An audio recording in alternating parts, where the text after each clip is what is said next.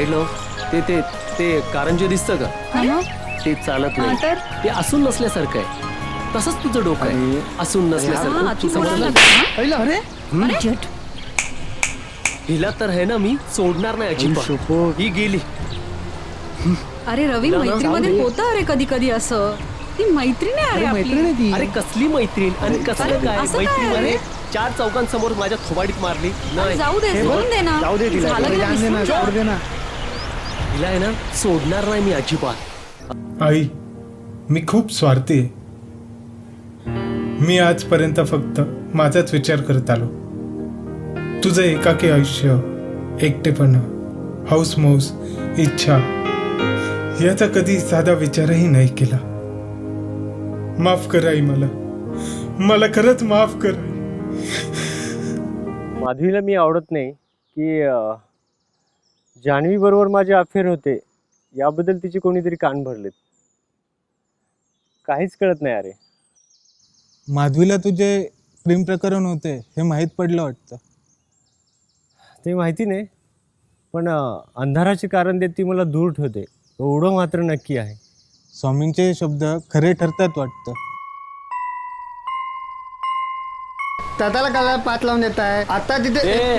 मागे हो चाल. हिरो आहे पोरगी बाजूला उभी आहे म्हणून काय लगेच काय हिरोगिरी करणार काय? 15 कोटी आणून द्या बाकीचे.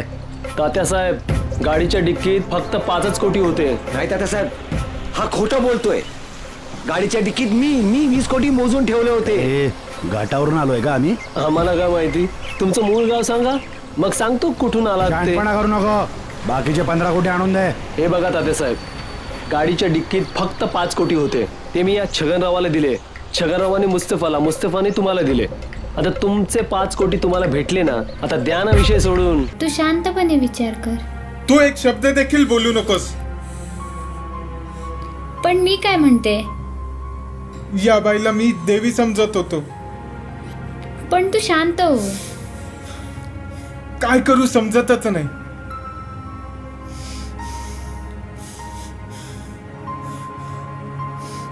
काय करतोयस तू? तू शांत राहा.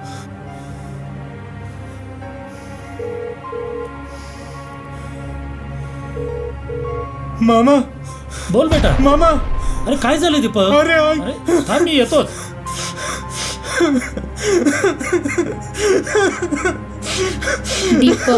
दीपक बास, नाही, ते शांत असं हो. नाही करू शकत. तू देखील घरच्यांच्या मनाचा विचार केला पाहिजे. अरे उंटाच्या तोंडाचा मुका घेणे हे कोणाला शक्य झालंय का? एक ना एक दिवस उंट मान खाली करेलच की. माधवी ही एक चांगली लाईफ पार्टनर बनवू शकत नाही का तुझी? का जान्हवीने तुझे प्रेम नाकारले म्हणून ते बोलत आहेस काय? जान्हवी ही तुझ्या आयुष्यात आत्ता आली. आपण तर लहानपणापासूनचे मित्र ना रे. मग आता काय शत्रू बनण्याचा विचार आहे? स्वामीजी नमस्कार. नमस्कार स्वामीजी. स्वामीजी, तुझ्या या मित्राला आल्या पावली परत घेऊन जा. म्हणजे माधवी बरोबर ह्याचे लग्न होणार बरोबर ना? परम तत्व आहे. जा बाळा, याला घेऊन जा. तुम्ही माझ्या प्रश्नाचे उत्तर दिले नाही स्वामीजी.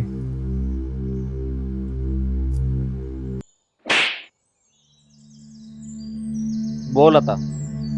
अजून किती जीव तोडून सांगू साहेब? जान्हवी आणि माझे फार पूर्वीचे प्रेम संबंध होते, पण आमचा कधीच ब्रेकअप झाला आणि ते श्रीला देखील ठाऊक होते. ब्रेकअप झाला होता की तसं तुम्ही श्रीला भासवत होता? अहो साहेब, आम्हाला भासायची काय गरज? नाही म्हणजे कसं आहे ना की श्रीधरचा बाप हा करोडोच्या संपत्तीचा मालक आहे. अहो 2 दिवसापूर्वी तुम्ही हेच बोलला होतात की 2 दिवसात तपास करतो म्हणून. आठवत आहे का तुम्हाला? आठवत आहे. लागेल शोध ना. आम्ही प्रयत्न करतोय. नेहा या गावात कुठेच भेटलेली नाहीये, तरी पण आम्ही विचार करतोय की नेहा या गावात असेल.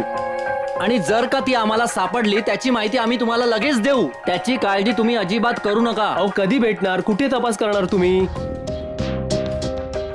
दरवेळेस तुम्ही बोलता 2 दिवसात शोधतो, 2 दिवसात शोधतो. कधी? पोलीस तपासणीत ढवळाढवळ करण्याची सजा माहिती आहे ना तुम्हाला? इन्स्पेक्टर साहेब, तुम्ही नेहाच्या प्रकरणात ना हलगर्जीपणा करताय. इथली कंप्लेंट घेऊन जर मी पोलीस हेडक्वार्टरला गेलो ना तर तुमचे काय हाल होतील आणि तुम्हाला काय जबाब द्यावा लागेल हे तुम्हाला चांगलंच कळत असेल. कळलंय. चल रे रवी. चल. काय करतात नेमकं ते समजतच नाहीये. काय विचारतो रवी, नेहाचा काही प्रॉब्लेम झाला नसेल ना? अरे यार, तुमची आहे नाही फालतूची बडबड कमी करा. अरे आपण पोलिसांमध्ये फिर्याद दिली आहे ना, मग पोलिसांना त्याचं काम करू दे की. रवी, पण आपापसात चर्चा करणं चुकीचं आहे का रे? सोनाली, उठता बसता तोच विषय. माझं आहे ना डोकं पिकायला आलंय. तुझं म्हणणं पटतंय रे रवी, पण नेहाचा विषय अर्धवट सोडता येत नाही ना. नेहाचा शोध घेणं सुद्धा तेवढंच महत्वाचं आहे रवी. अरे नेहा नेहा काय नेहा नेहा यार. 31 डिसेंबर आली आणि वेळ निघून गेली तर हरी हरी करायची वेळ येईल आपल्यावर. नेहाचं